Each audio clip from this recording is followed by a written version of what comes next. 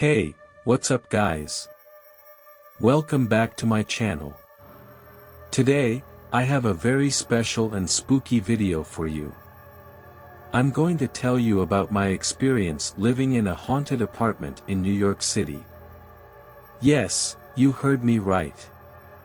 There are actually some apartments in NYC that are legally declared as haunted by the court. How crazy is that? If you want to know more about these haunted places and what happened to me, then keep on watching. But before we get into the video, make sure to hit that like button and subscribe to my channel for more scary stories. And don't forget to turn on the notification bell so you won't miss any of my uploads. Alright, let's get started. So, as you may know, I moved to New York City about a year ago to pursue my dream of becoming a filmmaker. I was looking for a cheap and cozy place to rent, and I found this listing online for a one-bedroom apartment in West Village. The rent was surprisingly affordable for the location, and the pictures looked nice. I contacted the landlord and he agreed to show me the place the next day. When I arrived at the address, I was greeted by a charming brick townhouse with a green door and a flower pot on the windowsill. It looked like something out of a movie. The landlord was waiting for me outside and he introduced himself as Mr. Smith. He seemed friendly and polite, and he led me inside the building. As soon as I stepped into the hallway, I felt a chill run down my spine.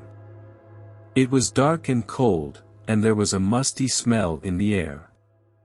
The walls were covered with old paintings and portraits, and the floorboards creaked under my feet. I followed Mr. Smith to the second floor, where the apartment was located. He opened the door and invited me in. The apartment was small but cozy. It had a living room, a kitchen, a bathroom, and a bedroom. The furniture was old-fashioned but in good condition. There was a fireplace in the living room, a bookshelf in the bedroom, and a clawfoot tub in the bathroom. The windows were large and bright, and they offered a nice view of the street. It looked like a perfect place for me. Mr. Smith told me that the apartment was available immediately, and that the rent was only $800 a month, utilities included. He said that the previous tenant had moved out a few weeks ago, and that he was looking for someone who could take good care of the place. He asked me if I had any questions, and I said no. I was already sold on the apartment. I told him that I wanted to rent it, and he smiled and said that he was glad to hear that. He handed me a lease agreement and a pen, and asked me to sign it. I quickly scanned the lease and saw nothing unusual.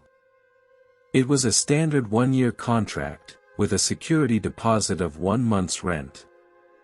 I signed it without hesitation, and gave it back to Mr. Smith.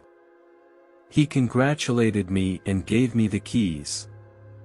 He said that he would leave me alone to settle in, and that he would be back later to collect the deposit. He wished me good luck and left. I was so happy and excited. I had just rented my first apartment in New York City, and it was everything I had dreamed of.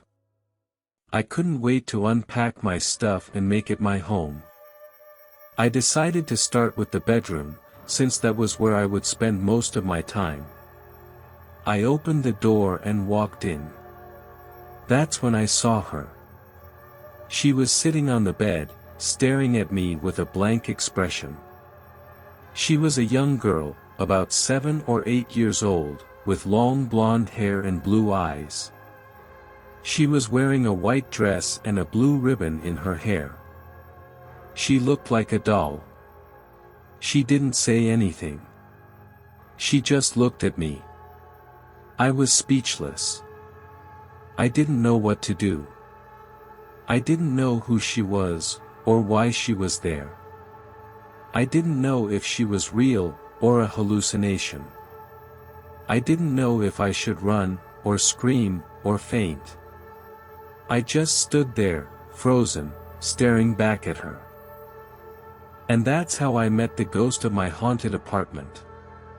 But that was only the beginning of my nightmare. There were more ghosts in the house, and they were not friendly. They tormented me every night, and they tried to kill me more than once. I had to find out the truth behind the house, and the secrets of the people who lived there before me. And I had to find a way to escape, before it was too late. If you want to hear the rest of my story, then stay tuned for the next episode. I'll tell you everything that happened to me, and how I survived. Trust me, you don't want to miss this. It's the scariest thing that ever happened to me, and it could happen to you too. Thank you so much for watching this video. I hope you enjoyed it, and I hope you're not too scared. If you liked this video, please give it a thumbs up and leave a comment below. And if you haven't already, please subscribe to my channel and hit the bell icon to get notified when I upload new videos. I post new videos every week, and I have more scary stories to share with you. Until next time, stay safe, and stay spooky. Bye.